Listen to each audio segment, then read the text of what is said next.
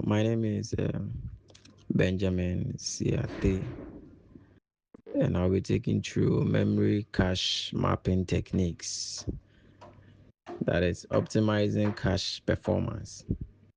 So, cache memory is a small, fast memory that stores frequently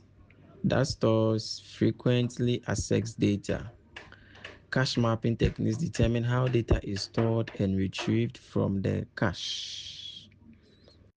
That is, it improves system performance by reducing access time and also acts as a buffer between main memory and then the CPU. There are three types of cache memory techniques.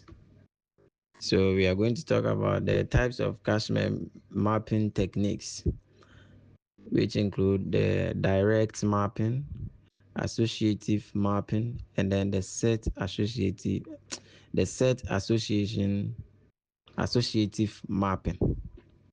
mapping. We said that associative mapping is a type of technique where a block of main memory can map to any cache line. The associative mapping, we said that associative mapping is a type of technique where a block of main memory can map to any cache line. Now this is how it works. The cache controller searches all cache lines to find a match for the requested memory address. Okay, so let's see some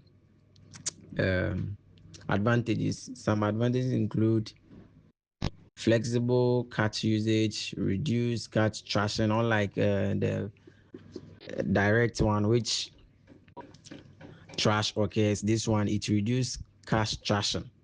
And then the advantages too, it's very flexible, unlike the implemented ones. That is the direct one.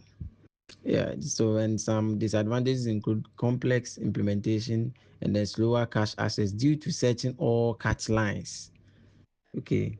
Due to all such cache lines. Then we said that it's a type of cache mapping techniques where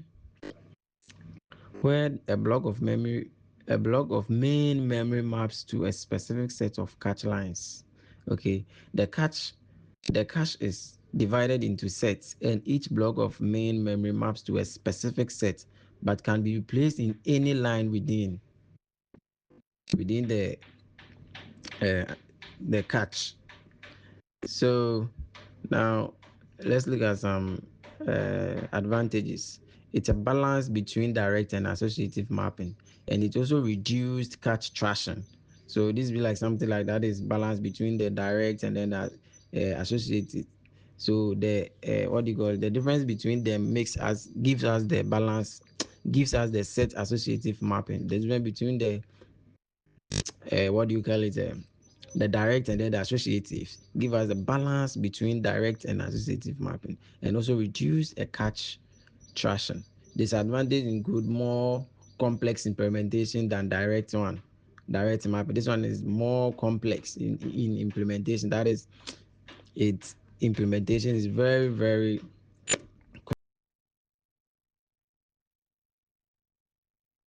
by comparison. We can see that comparison of cache mapping techniques, we can, when we take the techniques are the direct mapping, associative mapping, and the set associative mapping. So when you take the direct mapping, advantages include, as we've mentioned earlier, simple to implement, fast cache access, and then the disadvantage is limited flexibility.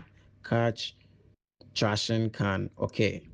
Then the associative mapping, flexibility, cache usage, and the reduced cache trashing. And it's also complex. The disadvantage is very complex implementation. That is, it gives us a slower cache access. Set associative mapping is balanced it's balanced between the direct mapping and then the associative mapping. So if you combine the simple to implement and the flexibility combined gives us the set associated mapping, and then cache access, reduce cache trashing, So the disadvantage of the set associative mapping is more complex implementation than direct mapping. So in conclusion, catch mapping techniques are very crucial for optimizing catch performances. That is, choosing the right techniques is essential for optimal system performance. So you select, or it means that you choose the right techniques when dealing with cache.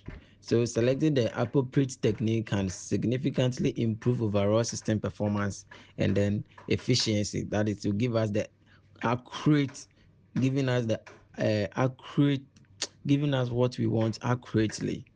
Yeah. So it will, for us to choose the correct techniques, the selecting the appropriate technique, that is from the direct mapping, associative mapping, set associative mapping, gives us or significantly improve overall system performance and then efficiency.